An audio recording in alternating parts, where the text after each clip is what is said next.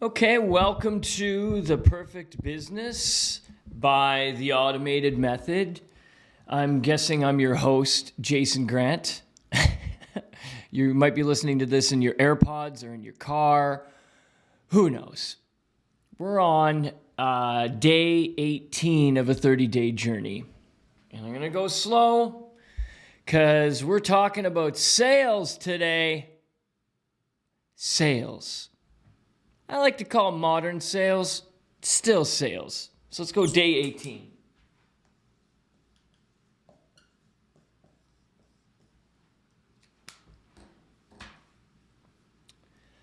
I didn't really think I enjoyed the actual process of selling something, like the whole just sales in general, just whatever sales represents, whatever selling something represents, whatever influencing someone, here we go, whatever the feeling that I didn't have before, I got later, which was influencing a sale, the close. All right. The close is like a drug, right? It may not be for everybody. Actually, it isn't for everybody. A lot of people suck at it. Anything to do with sales.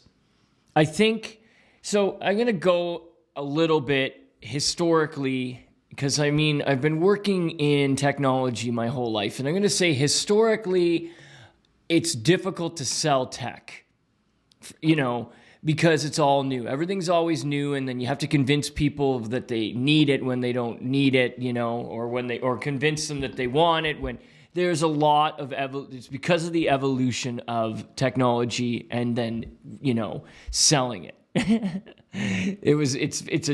It's a journey.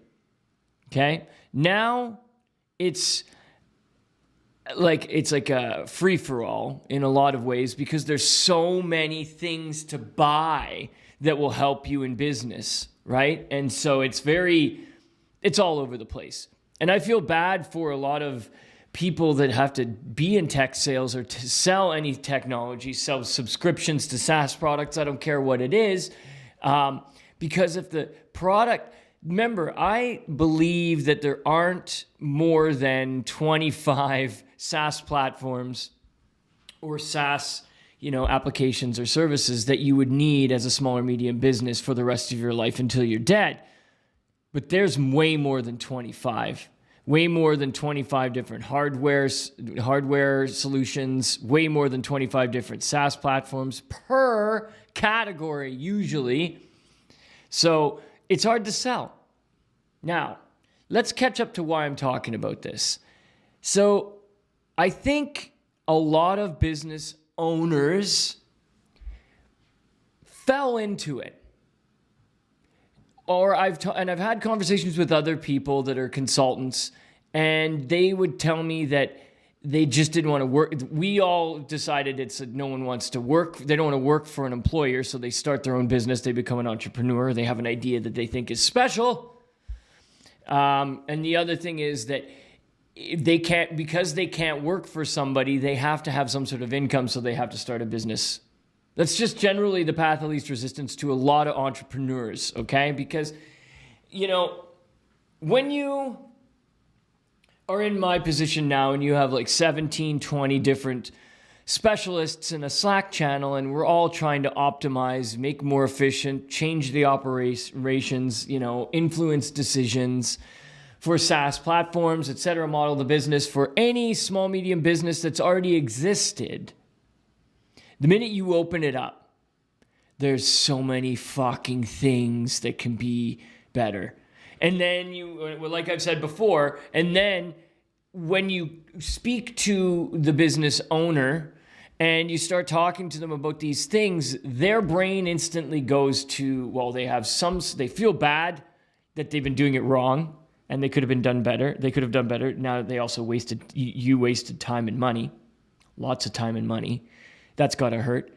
And then how long? I did a podcast about this. I've done videos about this. How long have you been doing it like that, right? Anyway, So when I talk about modern sales, I'm going to give you a little bit of a story historically about myself. So I'm luckier than most in technology because of how I started my business. Okay? I started with technical support, right? So I started solving technical support issues, hardware, software for anybody that wanted to pay me. And so the sale was easy because it was a necessity, IT. So no one knew how to fix it. No one wanted to fix it. And then you got me, like a kid who wants to make money. And so I found it was easy to make money selling myself as a service to, implement, do anything with anything IT related. It eventually evolved, but the thing I'm saying is that I didn't have to look for work. It just kept like banging at the fucking door because there was just so much to do. In like the 1996 to 2009, we'll say, like that period of time, it was just I was inundated with work.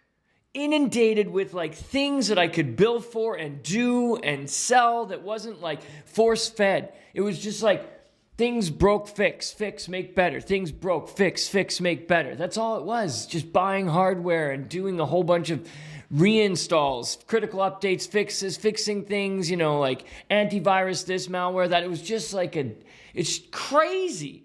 Now, sure, profited, lots of revenue personally as a business.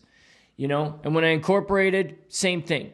Now, here's the what I'm going to say about managed service provision, right? An MSP. That's the first taste I had to this new type of tech sales.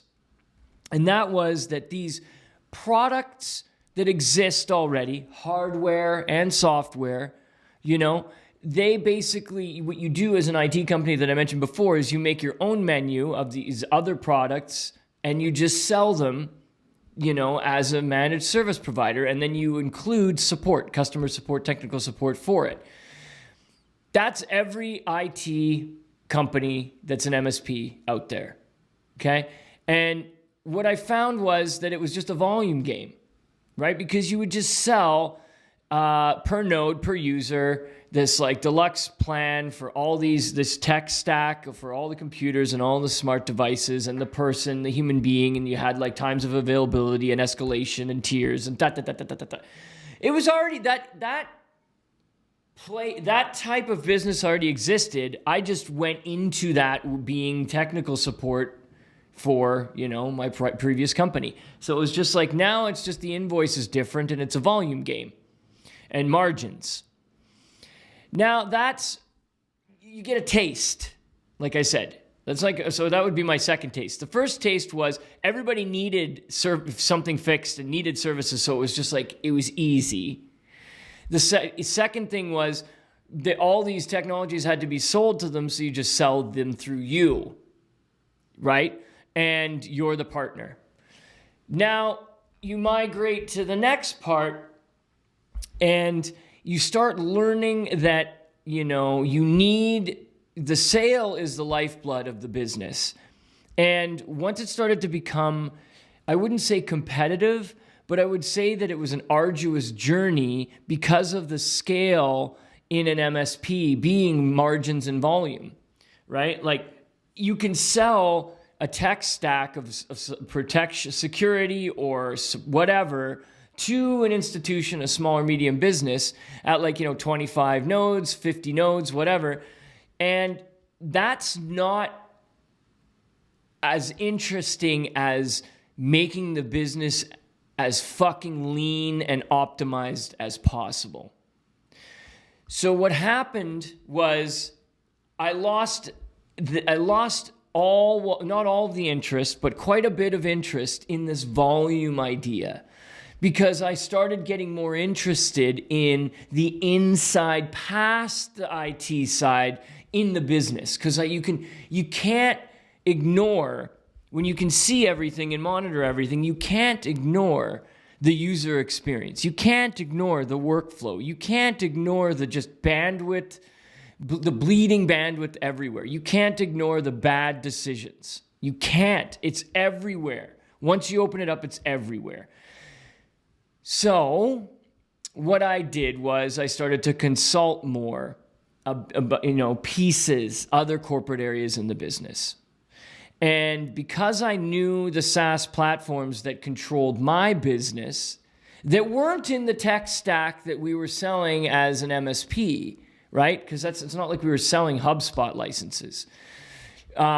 What ended up happening was I started to become even better at the sale because I was influencing. I had to really drive into the mind of the business owner, and I had to determine like what they wanted and how to make them sell it better,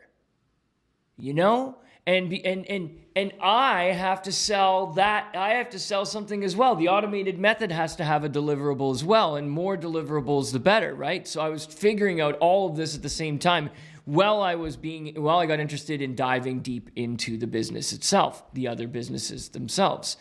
So when it comes to modern sales, what I just told you, that's my journey.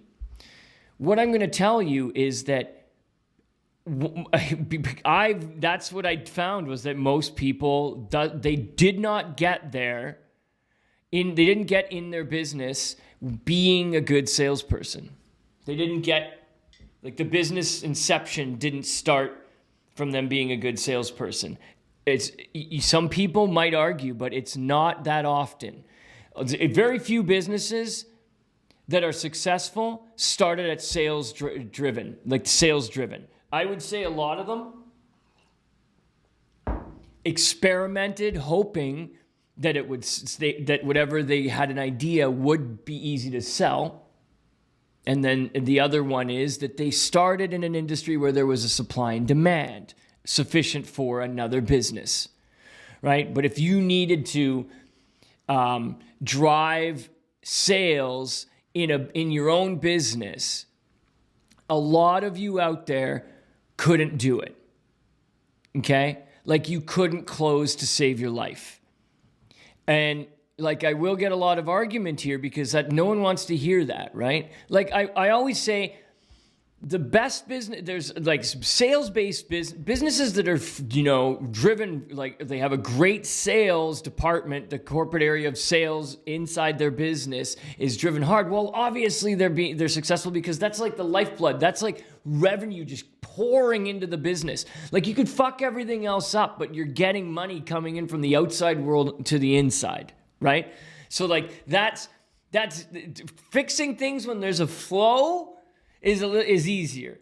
Then you got business owners that are ops fanatics, operational fanatics. Those are the ones I love. Why? Because there's so many things we can work together on to make it better, and they just want to do it too, right? And then you would have people that are focused on marketing. There's not too many, because the marketing can be more the creative, but you still have to sell. You still have to close. You still have to sell and close. It's just such a crazy circuit. So there's marketing people. There's marketing people that their brains are more wired for marketing, and they started a business, right? But I would say the leader in all of these type of business owners that have a certain skill set that's reflective on a corporate area or in a corporate area would be bookkeeping. Okay? Like managing the money. Not so much the accounting, but like managing the money. And then micromanaging the team. That's the majority of business owners out there in some way that I've come across. Maybe I'm wrong. Maybe the thousands of businesses and business owners that I've looked at personally or talked to, I've got the wrong stats. But I'm just going with what I know and experience. So let's talk a little bit more about modern sales. This is going to be a little longer video, okay? Modern sales. Now that you understand that your business needs to sell something to exist and flourish, what are you using to control your pipeline?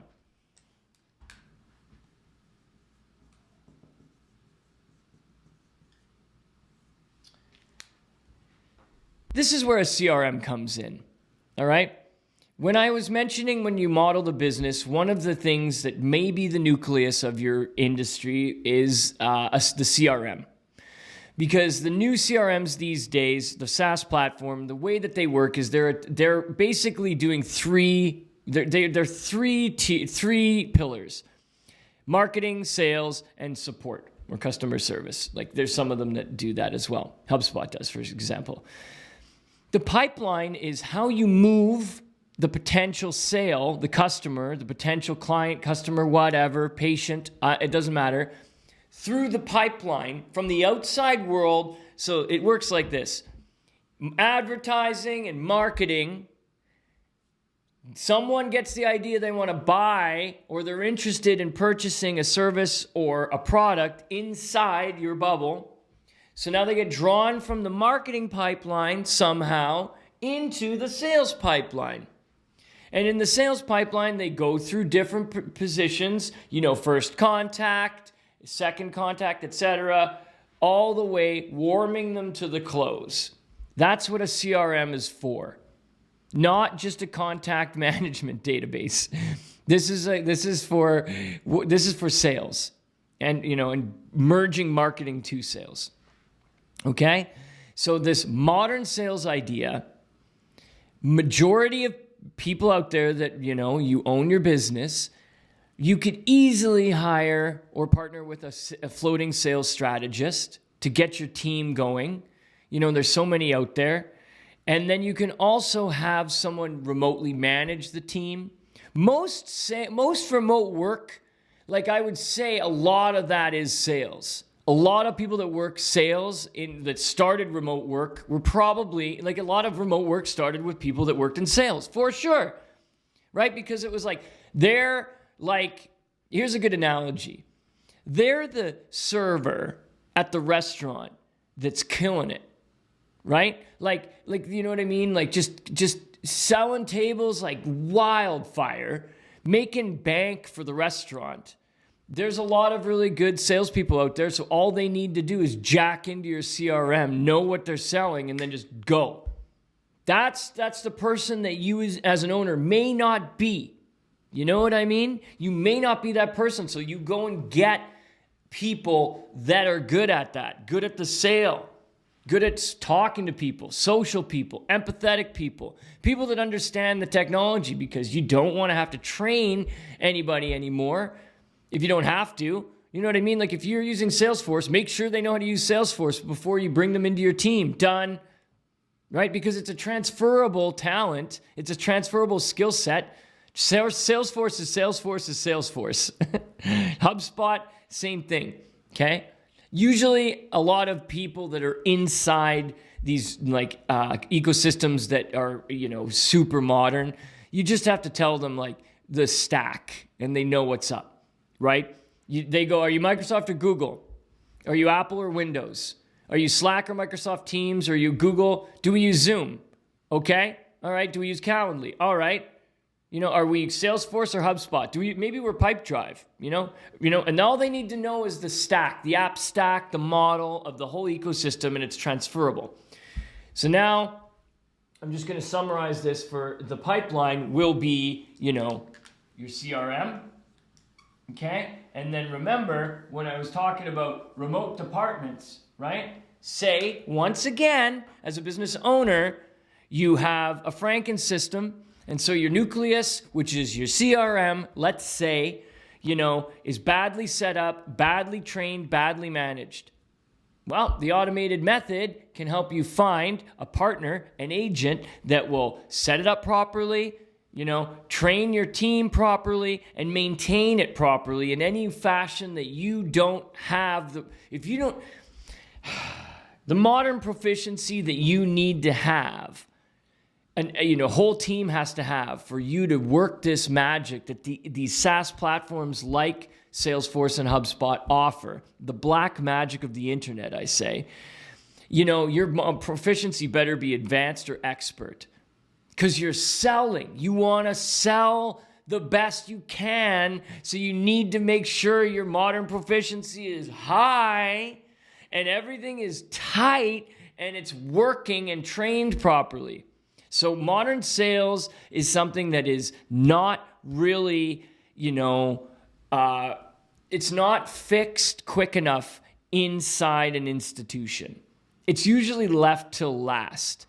And it's sad to see, because there's so much wasted, contact points that they're not connecting just because of what I said. Okay? So that's the pipeline.